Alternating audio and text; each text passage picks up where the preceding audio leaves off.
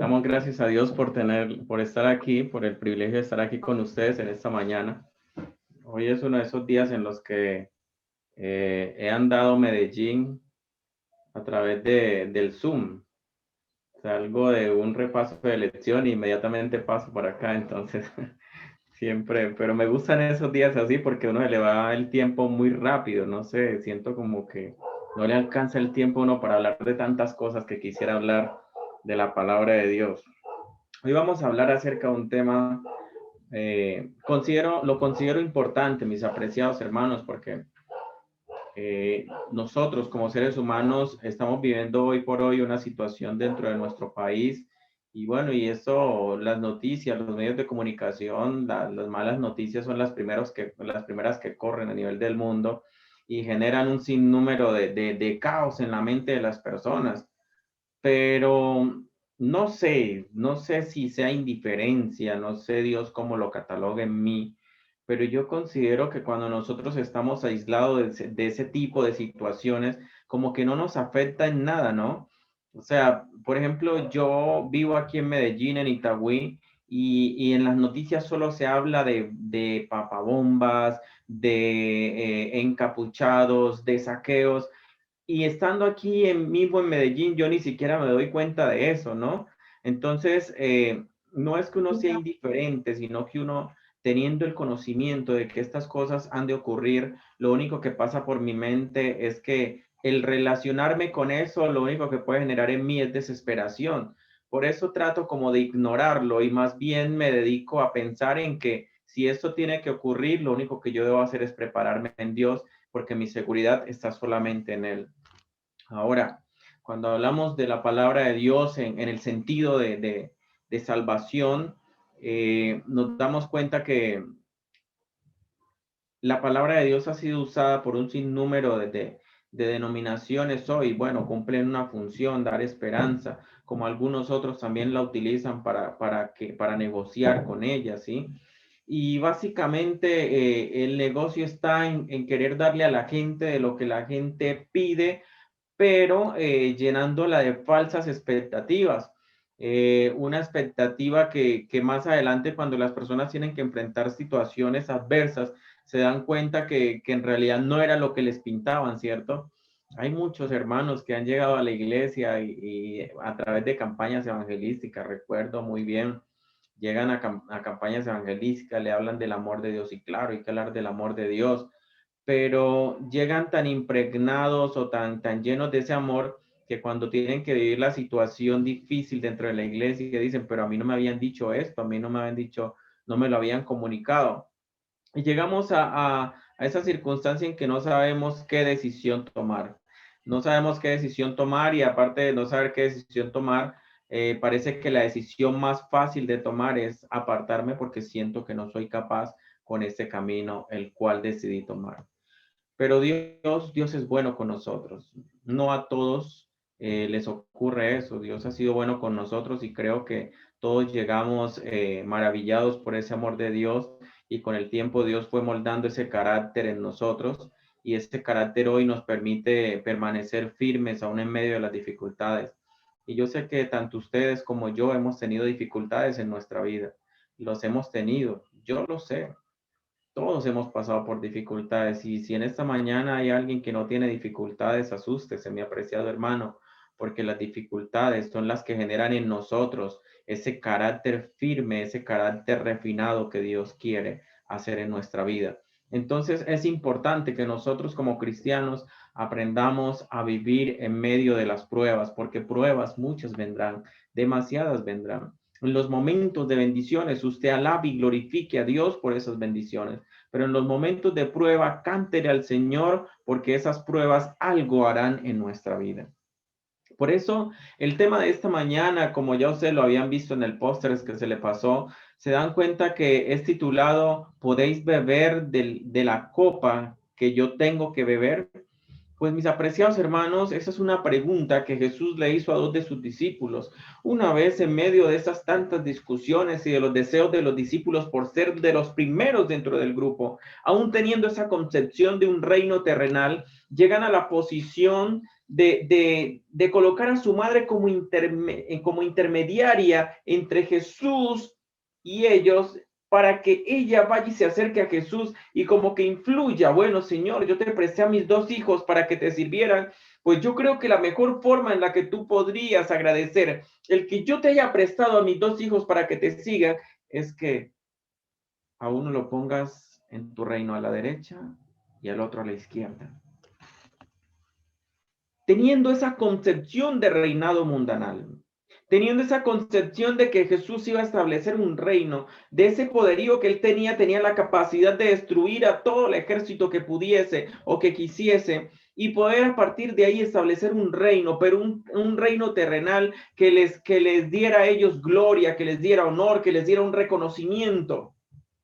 Y llegan a Jesús, la mamá así obediente por sus hijos, por ese gran amor que las madres tienen por sus hijos, queriendo que sus hijos siempre obtengan lo mejor, intercediendo por ellos. Entonces ahora llega Jesús y le dice, Señor, Señor, ordena que en tu reino, o sea, establécelo desde hoy. Dilo desde hoy, que en tu reino, cuando tú estés sentado allá en el trono, estos 2 hijos míos se siente uno a la derecha y el otro a la izquierda. Tremendo, ¿no? Ese amor de madre. Mateo capítulo 20, para los que están siguiendo ahí el texto. Mateo capítulo 20 a partir del versículo 22. Entonces, dice el versículo 22, Jesús respondiendo dijo, no sabéis lo que pedís. No sabéis lo que pedís. Porque Jesús la estaba mirando no como esa petición de un reino terrenal, sino en medio de esa petición de un reino en el cual él no daría glorias así poco duraderas, sino una gloria eterna. Pero para poder llegar a ese reino, como para todos los conquistadores de reinos anteriores, debían entender que en medio de las situaciones que ellos vivieran para obtener ese reino, estaban las situaciones más difíciles de su vida. Y entre esas situaciones más difíciles de su vida estaba el tener que padecer en alguna circunstancia de su vida hasta la muerte. Entonces llegamos allí, Jesús le dice, ustedes no saben lo que piden, no sabéis lo que pedís. Podéis beber del vaso que yo he de beber y ser bautizados con el bautismo que yo soy bautizado. Y ellos pensando en esa tradición que había en ese tiempo, de que si el rey daba a beber del vaso a otro siervo, eso era una gloria, eso era como si el rey tuviese intimidad con esa persona, como si fuera íntimo amigo. Eso solamente lo hacían los reyes con sus amigos, darle a beber de su propio vaso. De hecho, los reyes en ese tiempo los reyes tenían sus coperos específicamente. Los coperos generalmente lo que hacían era probar las comidas, el vino que se le iba a dar al rey por los tantos enemigos que tenía. Entonces Jesús les pregunta, bueno, ustedes pueden beber del vaso que yo voy a beber. Entonces ellos dicen, wow, esto va mucho más allá. Jesús no solamente nos quiere sentar a uno a la izquierda y al otro a la derecha, sino que también nos quiere dar a beber de ese vaso especial que él usa para su bebida. Este reino va a ser maravilloso, esto va a ser lo máximo. Que tenían una expectativa muy, muy, muy errada de lo que Jesús les estaba diciendo. Y por eso ellos de una forma tan rápida, así como lo era Pedro, empiezan a responder, podemos, pero no sabía qué estaban pidiendo. Sí, Señor, sí podemos, claro que sí. Que usted no sea beber de su copa, tan fácil como es tomarla y beberla. Sí podemos, Señor. Eso era lo que los discípulos pensaban. Pero el comentario bíblico adventista, cuando usted va al comentario bíblico, dice que Jesús se refería a la copa amarga que tendría que vivir allí en Getsemaní y al bautismo de su muerte.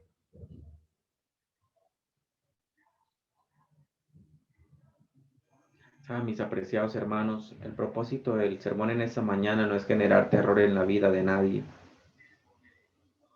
pero sí por lo menos que usted tenga en su mente siempre claro que el seguir a Jesús también requiere de esfuerzos. El seguir a Jesús también requiere de negarse a uno mismo, tomar su cruz y seguirle. El seguir a Jesús a veces requiere de sacrificios. Y aquellos hombres que se sacrificaron por Cristo Jesús, podemos decir con toda certeza y seguridad que hoy están seguros en Él. Pero a nosotros no nos gustan las dificultades. A la primera dificultad salimos corriendo. Nos gustan solo las bendiciones. Pero quiero decirte, aún en medio de las dificultades, Dios nos bendice. ¿Sabes cuál es la gran diferencia, mi apreciado hermano, entre vivir las dificultades con Jesús y vivirlas sin Jesús? Es que las dificultades con Jesús son mucho más llevaderas. La cruz con Jesús es mucho más fácil de llevarla porque Él nos ayuda. Entonces Jesús allí les dijo, a la verdad, ustedes van a beber de mi vaso. Y más se emocionan cuando Jesús les dice, uy, ya Jesús nos lo confirmó, vamos a beber de su vaso. A la verdad, ustedes van a beber de mi vaso y van a ser bautizados con el bautismo que yo seré bautizado. Mejor todavía, Señor, participaremos de ese rito maravilloso de nacer de una vida antigua a una vida nueva. Maravilloso, Señor, esa concepción todavía en medio de lo que Jesús le estaba diciendo metafóricamente, esa concepción aún de que Jesús tenía la capacidad de darles un puesto en un reino terrenal. Y sí tenía la capacidad, pero Él no estaba hablando de un reino terrenal. Pero Jesús dice, con el bautismo con que yo soy bautizado, seréis bautizados. Pero sentaros a mi derecha y a mi izquierda no es mío darlo, sino aquellos para quienes está preparado por mi Padre. La pregunta es, ¿acaso los discípulos no tenían un lugar allí dentro de ese reino que el Padre Celestial estaba preparando para ellos? Pues déjenme decirles que sí. Y quiero decirles en esta mañana, mis apreciados hermanos, que todos los discípulos a los cuales Jesús llamó para que lo siguieran, tuvieron que vivir tragos amargos. Hasta Judas tuvo que vivir el trago amargo de haber traicionado a Jesús. Y quiero centrarme, en esta mañana a resumir un poco la historia de todos y cada uno de los discípulos, porque quiero que ustedes vean el cumplimiento de lo que Jesús dijo allí. A la verdad de mi vaso beberéis, y con el bautismo que yo soy bautizado, seréis bautizados. Esto se cumplió. Por ejemplo, ¿cómo murió Jacob? Uno de los tantos hombres, uno de los discípulos que se le presentó a Jesús con su madre, el discípulo que se le presentó a Jesús con su madre, ¿cómo murió? Bueno, resulta y acontece que en Hechos capítulo 12, versículos 1 y 2, menciona que que Jacob, ese hijo de Zebedeo, murió decapitado, murió a espada, lo mató Herodes, ¿sí? Hechos dice que en aquel tiempo, Hechos capítulo 12, versículo 1 y 2 dice que en aquel tiempo el rey Herodes echó mano de algunos de la iglesia para matarlos y mató a espada a Jacob, hermano de Juan. Se cumplió lo que Jesús le había dicho. Bebió de la copa, fue perseguido, fue muerto. Pero de la misma forma también fue bautizado con el bautismo de Jesús, murió. Andrés, de acuerdo a la tradición, mis apreciados hermanos, Andrés murió como un mártir en Acaya. Eso es en Grecia, en el pueblo de Patra. Y la tradición cuenta que murió cuando la esposa del gobernador Aepeas fue sanada y convertida a la fe cristiana. Y dice que un poco después de que el hermano del gobernador se volviera cristiano, Aepeas se enojó mucho y arrestó a Andrés y lo condenó a morir en la cruz, como hacían los emperadores de ese tiempo. Lo condenó a morir en la cruz. Y Andrés, no sintiéndose digno de morir como Cristo Jesús en una cruz, con sus pies cerrados, con sus manos abiertas, colgadas en un madero, considera que la mejor forma es morir que la mejor forma de morir no es como su maestro, sino que lo crucificaran en forma de X, manos abiertas, pies abiertos. Y eso es lo que hoy conocemos como la cruz de San Andrés. Y la tradición cuenta que su martirio fue por allá más o menos un 30 de noviembre del año 63, bajo el imperio de Nerón, ese hombre sanguinario que mató tantos cristianos. Mató a su propia mamá, Andrés. Bartolomé, también conocido como Natanael. Bartolomé no fue ajeno a esta situación que vivió el pueblo o los discípulos de Jesús. De Bartolomé o Natanael se cuenta que predicó en India y su muerte parece haber tenido lugar ahí. Y cuentan que murió como un mártir por su Señor. Pero no solamente murió así de forma instantánea, fue torturado. Se cuenta en la historia que Natanael fue despellejado vivo con cuchillos. Algunos creen que su carne, el cuerpo de su carne fue quitado estando aún vivo. Fue martirizado. Y de Natanael, Jesús fue quien dijo que era un verdadero israelita en quien no había engaño.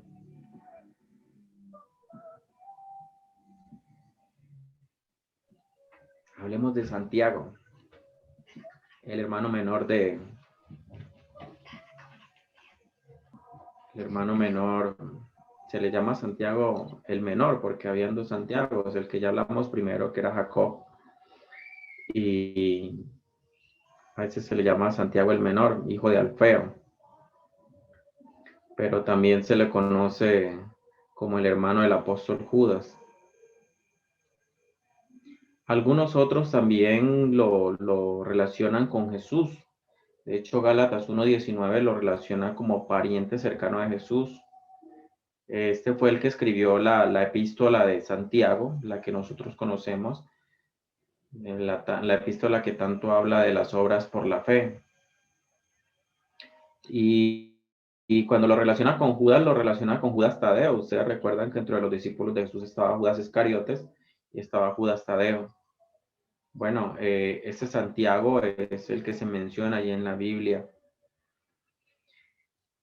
Y la historia cuenta sobre su muerte que el sumo sacerdote Anás II, no el que mató a Jesús, sino Anás II, le ordenó renegar de Jesús. Pero Santiago, que estaba en lo alto del templo, aprovechando la concurrencia, se puso a predicar el evangelio allí en el templo. Y al escuchar eso, los fariseos y escribas se llenaron de tanto furor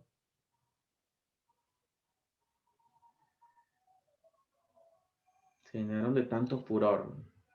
lo empujaron desde allá arriba. Y Santiago cayó. Y como cayó vivo, entonces en el piso incitaron para que lo remataran apedreado. Y como no moría, cuenta la historia, como no moría, la única forma de matarlo fue dándole en la cabeza con un mazo. Triste, ¿no? Y ustedes dirán, pero no eran los discípulos de Jesús. ¿Qué pasó? ¿No se supone que Dios dice que el que habita el abrigo del Altísimo morará bajo la sombra del Omnipotente? ¿No se supone que el Salmo 91 dice que caerán a tu lado 1000 y 10,000 a tu diestra, mas a ti no llegará? ¿Qué pasó con estos discípulos? Hablemos de Juan. Ese Juan que lo conocían como el Boanerges, el hijo del trueno, ese hombre que explotaba con cualquier cosa y que con el tiempo fue bautizado como Boanerges.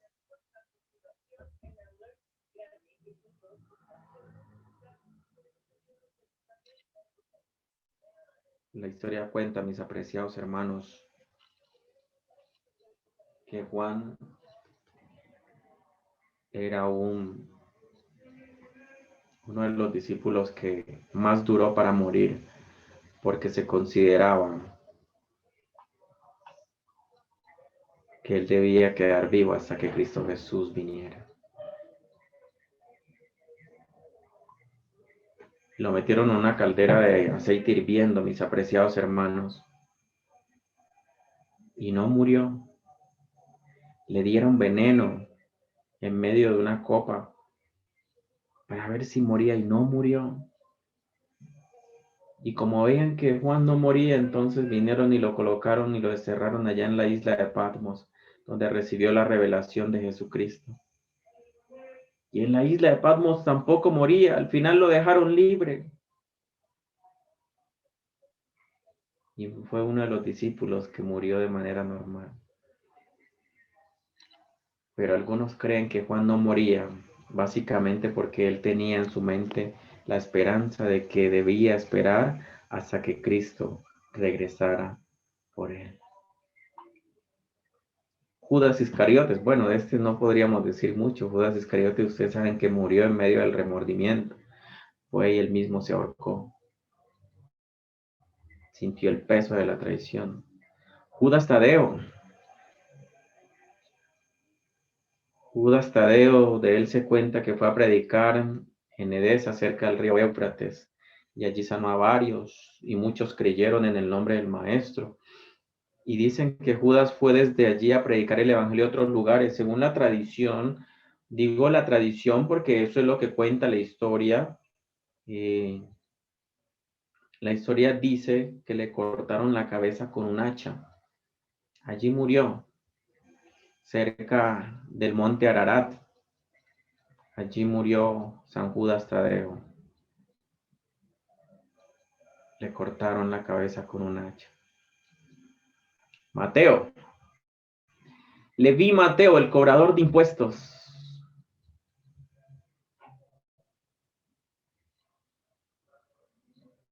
¿Qué pasó con Leví Mateo? Saben, en la mente de varios hombres judíos son estos cobradores de impuestos eran considerados como criminales. Y aún así Jesús decidió elegir a Leví Mateo como uno de sus discípulos, ¿cierto? Y bueno, nosotros hoy podríamos pensar que Jesús, que era imposible reformar a Mateo, pero para Dios todas las cosas son posibles. Y Leví Mateo, el Señor le hizo un llamado. Y cuando el Señor lo llamó, dice que Leví Mateo dejó todo por seguir a Jesús. Y lo más triste de todo es que fue martirizado por oponerse al martirio del rey Hircíaco con su sobrina Ifigenia.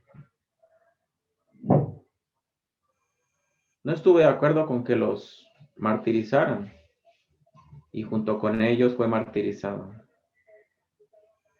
De hecho, ellos se habían convertido en cristianos por la predicación de Mateo. Y saben, la historia cuenta que Mateo murió decapitado con una espada. Hablemos de Pedro. Ya vamos a terminar de hablar de los discípulos. Es como para que ustedes tengan una idea de cómo murieron cada uno de ellos. Pedro. Sufrió demasiadas persecuciones en el tiempo de la predicación del Evangelio del apóstol Pedro. Y aunque fue un hombre que cometió muchos errores, mis apreciados hermanos, siempre tuvo la gracia salvadora de Jesús. Y la historia cuenta que fue crucificado en Roma con la cabeza hacia abajo.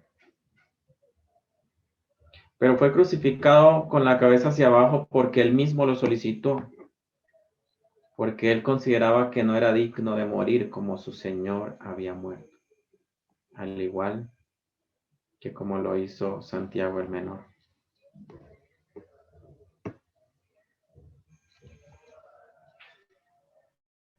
Felipe.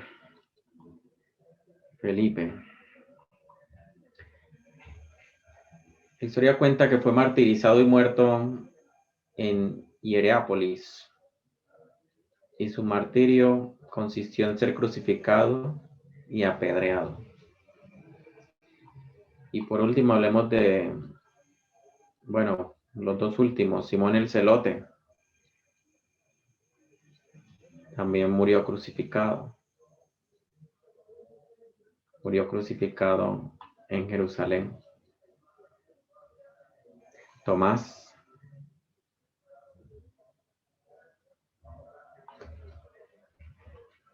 Tomás murió cruzado con una lanza.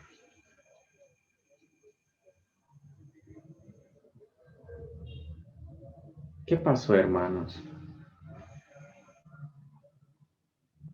¿Acaso la palabra de Dios no promete para nosotros como cristianos el protegernos, el cuidarnos? ¿Acaso nosotros estamos exentos de vivir martirios, dificultades, problemas? Cuando yo analizo la vida de todos y cada uno de esos discípulos que andaron con Jesús y murieron de esta forma tan desastrosa, yo podría decir, Señor, morir por ti es un honor. Y digo que es un honor morir por Cristo Jesús porque nosotros todos los días nos matamos tratando de cumplir propósitos propios que nos llenen de satisfacción propia, ¿cierto? Y morimos y tratamos de ser puntuales en todas las cosas del mundo, porque de ello depende nuestra comida, depende nuestro vestido, depende nuestra reputación, depende nuestra imagen, el qué dirán. Y nos matamos la mente cada día pensando en qué haremos, qué vamos a hacer para quedar bien ante los demás. Los atletas todos los días se preparan o tienen una disciplina porque quieren ganar un torneo, porque ese torneo les da un reconocimiento a nivel mundial. Salimos en cámaras por todo el mundo como el primero en los Juegos Olímpicos. Ahora se habla mucho de los Juegos Olímpicos. En el tiempo de Pablo también se practicaba mucho los Juegos Olímpicos. Y entonces Pablo decía, algunos corren por una corona corruptible, pero nosotros corremos por una corona incorruptible. Y el Señor Jesús a los discípulos les preguntó allí en Mateo, le preguntó a Jacob, bueno, ustedes pueden beber de la copa, en realidad se sienten seguros de que todo lo que yo voy a padecer, ustedes están en la disposición de padecerlo. Y ellos pensando que hablaban solo de glorias aquí terrenas, le dicen, sí, Señor, sí podemos, estamos en la disposición de hacerlo. Pero cuando llega el momento de enfrentar la prueba, la dificultad, es muy probable que nosotros como cristianos divaguemos entre los pensamientos. ¿En realidad vale la pena morir por Jesús? ¿En realidad vale la pena entregar nuestra vida por ese ser que lo dio todo por mí? Señor, ¿qué debo hacer? ¿Huyo? ¿Me defiendo? ¿Y tomamos esto como algo en defensa propia? ¿Qué hago, Señor? Y me llama la atención, mis apreciados hermanos,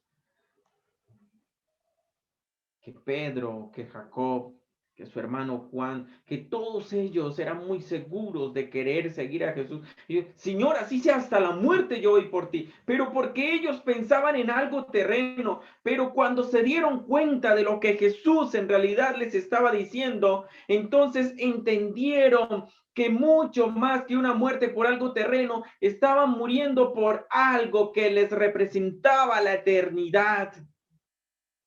Y eso es mucha más gloria de la que nosotros podemos vivir hoy.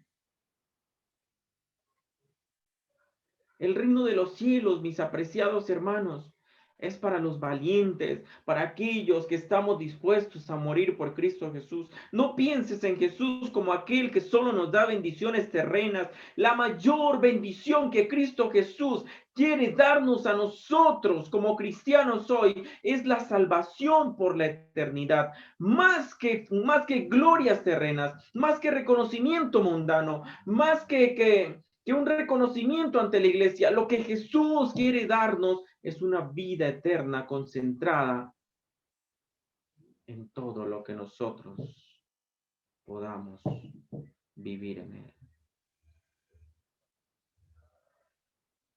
Ya dejemos de pensar terrenalmente. Pensemos en que si nosotros hoy aquí estamos sufriendo, lo que nos espera en el cielo es mucho mejor.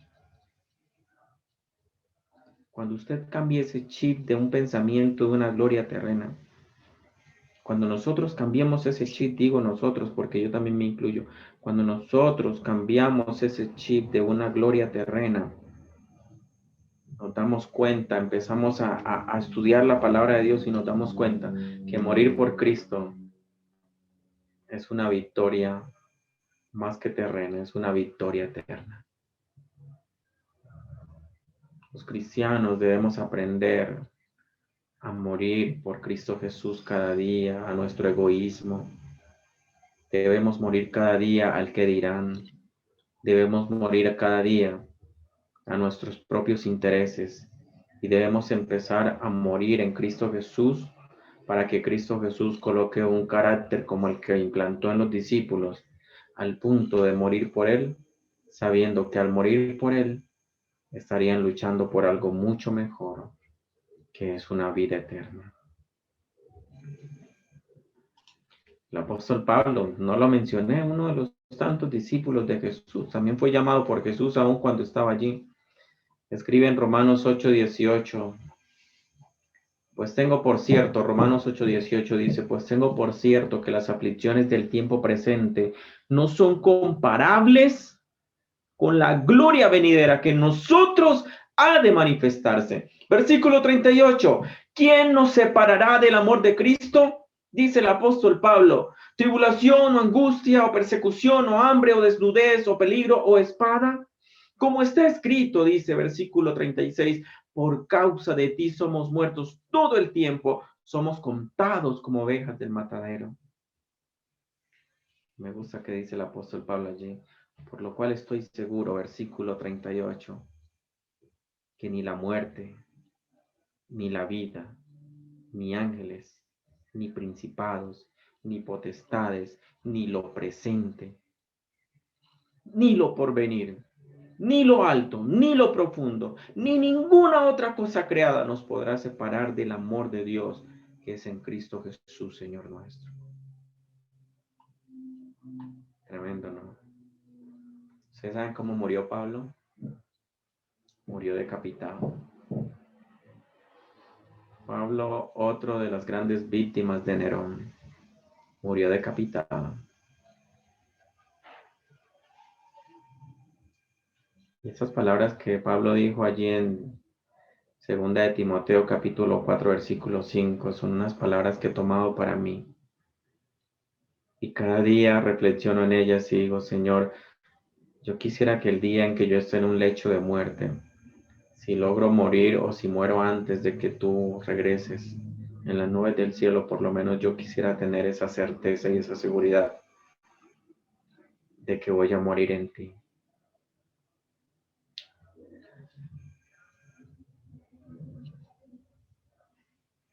En la tumba de uno de los cementerios en Colombia está esta escritura.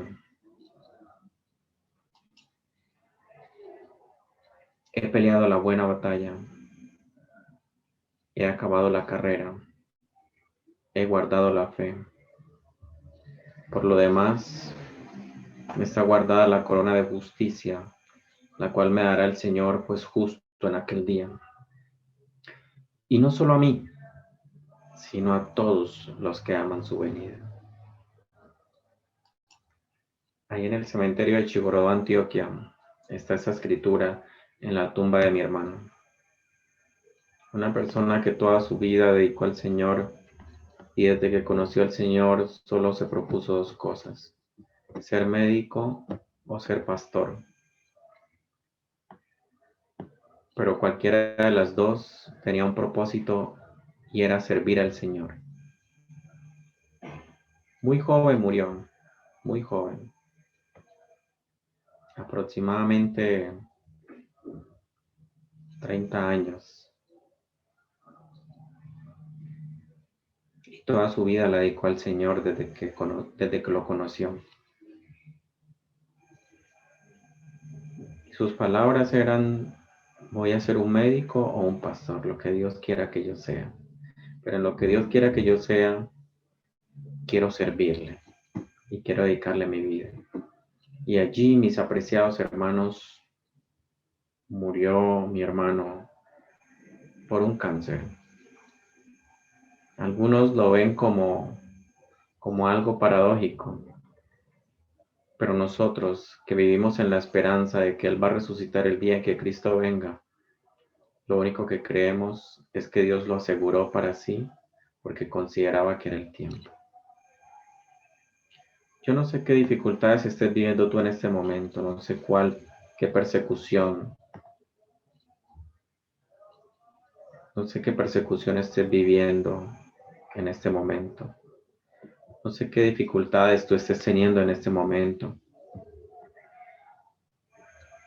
pero mi apreciado hermano, yo te invito en esta mañana a que cualquiera sea la dificultad o el problema que tú tengas, lo sufras con Cristo Jesús. Y te vas a dar cuenta que va a ser más que una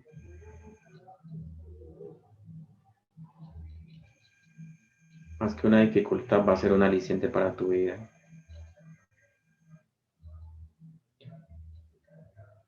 El apóstol Pablo, esa noche antes de ser sacrificado, dijo, yo ya estoy para ser sacrificado. Él lo expresa allí en 2 de Timoteo, en el capítulo 4. Escribiéndole a Timoteo, le dice, yo ya estoy para ser sacrificado y el tiempo de mi partida está cercano. Y por eso le dice, ven pronto a verme, Timoteo. Y le dice,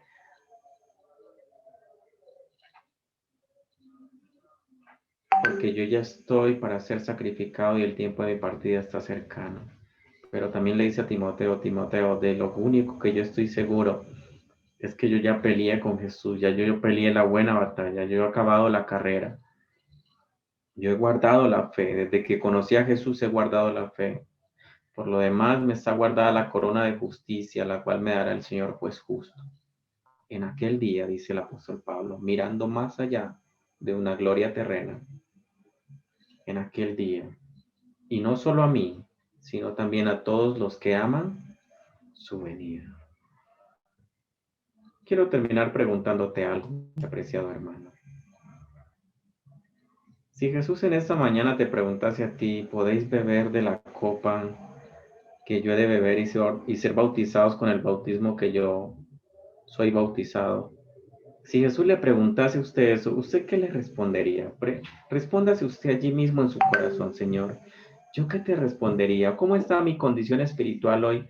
Como para yo responderte. ¿Sería que yo pensaría de la misma forma como pensó Jacob en ese momento y su hermano? ¿Sería que yo pensaría de esa misma forma concentrándome en una gloria terrena? ¿O será que yo pensaría en que sí, estoy dispuesto a morir por ti por una gloria futura y eterna? Pregúntese usted allí. ¿Qué le respondería usted a Jesús? ¿Le respondería como Jacob? Sí, claro, sí, Señor, sí podemos. ¿O lo meditarías mucho más? No es fácil, ¿cierto? No es fácil tener una concepción clara cuando en realidad la situación ya se mira desde otra perspectiva. Porque todos podemos fallar. Yo hoy les puedo estar hablando a ustedes acerca del soportar las pruebas y las dificultades y del propósito de morir por Cristo Jesús. Y el día de mañana es muy probable que yo salga corriendo como salió corriendo Pedro. Pero todo ello depende, ¿saben de qué? De la relación que yo haya tenido con Dios. Y a veces el correr, a veces el esconderme de Cristo Jesús, determina que mi relación con Él no es tan cercana como para yo tener la confianza de permanecer con Él unido y enfrentar las pruebas y las dificultades.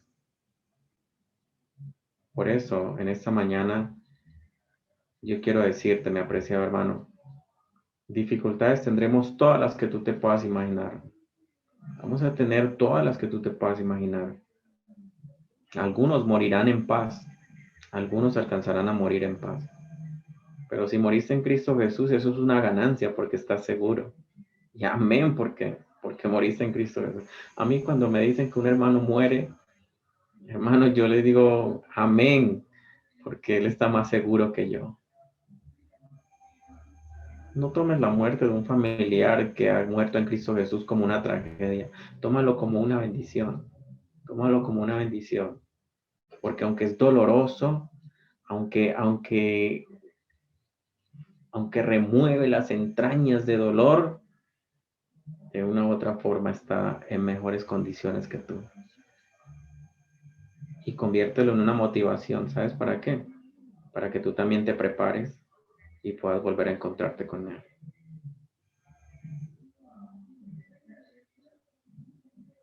Grábate eso, esa pregunta que Jesús le hizo a Jacob y a su hermano. Grábate esa pregunta. ¿Podéis beber del vino que yo he de beber y ser bautizado con el bautismo que yo soy bautizado? Hágasela todos los días. Y si en medio de la respuesta que usted le va a dar a Jesús, usted siente que como que divaga para poder responderle, sí, Señor, puedo, entonces eso lo motive a acercarse un poquitico más a Él y a conocerlo más. Y que ese conocimiento lo lleve a usted a determinar que de ahí en adelante Jesús se va a convertir en su vida. Que el Señor los bendiga, mis apreciados hermanos de la Iglesia Rosales. Que el Señor nos llene de ánimo, nos llene de motivación para seguir luchando por Él. Y a los que no son de la Iglesia Rosales, también los que están de visitas, el Señor tiene la capacidad de darnos fuerza para soportar, así como soportaron los discípulos de Cristo Jesús.